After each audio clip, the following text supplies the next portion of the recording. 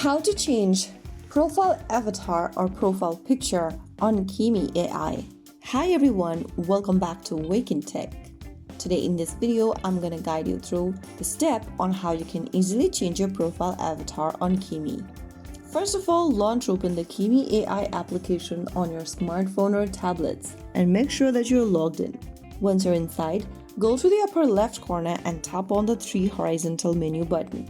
Now go ahead and click on your name at the top and click on Personal Profile on the next page.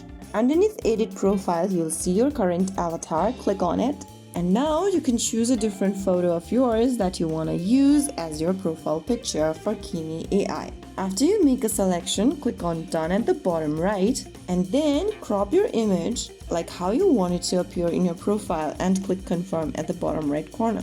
You can modify your avatar up to 10 times per month. So after you confirm your selection, wait for a few seconds and you'll be able to add a profile picture or change your profile picture on Kimi AI.